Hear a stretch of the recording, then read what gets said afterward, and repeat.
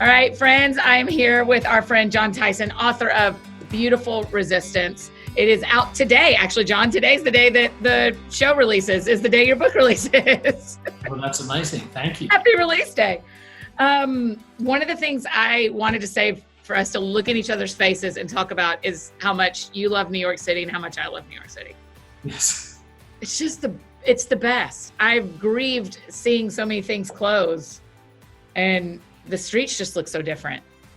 Yeah, I mean, my wife says all the time, nobody loves New York like you love New York. And like, I just love it. I have like a dysfunctional covenant relationship, it feels like, with the city. I love it. One of my greatest, like, I love New York stories is like the true test of how much you love New York is how you stomach Times Square. Uh-huh. The last 6 years I've lived 2 blocks from Times Square. And one of my best stories ever was I was walking around Times Square praying, and then somebody on our team had tourist friends in town who said, we want to go to Times Square. And the person walked past me and they said, I hate Times Square. It's the worst part of New York. The craziest thing is Jon Tyson loves Times Square. And then I bumped into him and I heard him say that sentence as he walked up to him. I was like, what's up, people? Yeah.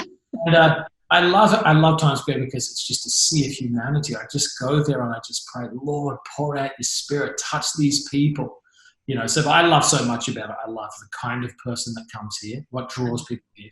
I love the people who are from here. I love the culture that's created here, and I love who people become in having to make it here. Like it's its own school of formation. So I love New York, and I love anybody who loves New York. So. Oh man,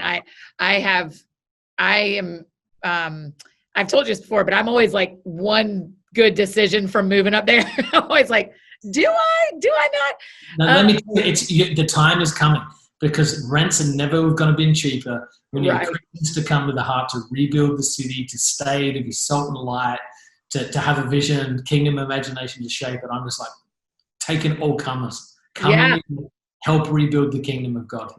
Yeah, I mean, because the covenant conversation, I mean, it has to be a little bit true during and the after effects of COVID, because so many people are leaving and y'all are staying. I understand. I used to be like what people call was like a location legalist. And now I've just learned to bless and send people. Yeah. But I try and say to people, the gift I want to give you, I've been here 15 years. I want to give pastoral stability, which means by the grace of God, and I know that James says, do not say a year from now, but if I get to do what's in my heart, 10 years from now, you can count on me walking up and down 9th Avenue early in the morning, praying for our church, praying for people, asking God to pour out his spirit. And there's sort of like hopefully like a stability and a commitment that people can use as an anchor point for their discipleship and understanding of the city.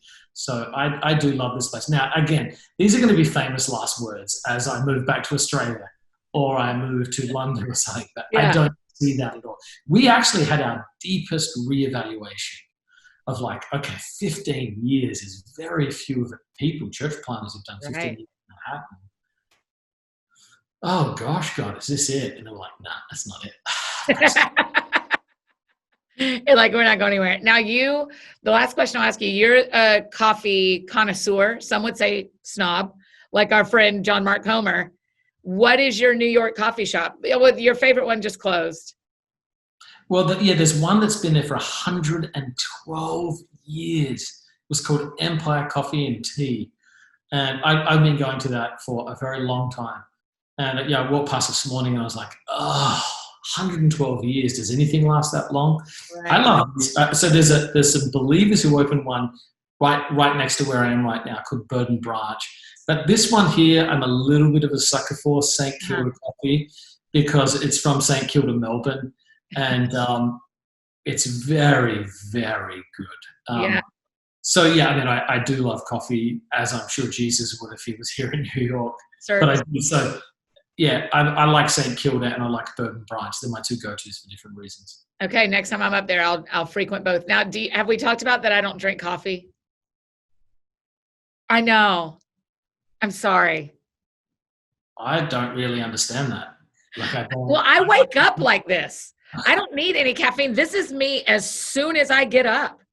Yeah, no, but it's like, it's the story of the beans. It's the community that grows them. It's the process. It's the time. It's the relationships. It's the shipping. It's the roasting. It's the ritual. It's the process. And then it's in your hand blessing you. I mean, I do love tea. And there's just not the process to it. no, tea is significant. I mean, now that I know you like tea, I can work with that. My wife drinks more tea than she does coffee. Yeah. I drink tea every morning. That's my like morning ritual. I do have a still warm cup morning ritual. It's just not coffee. Okay, well, I think Like it's really going to keep me out of that tight circle of bros y'all have that I don't do enough coffee.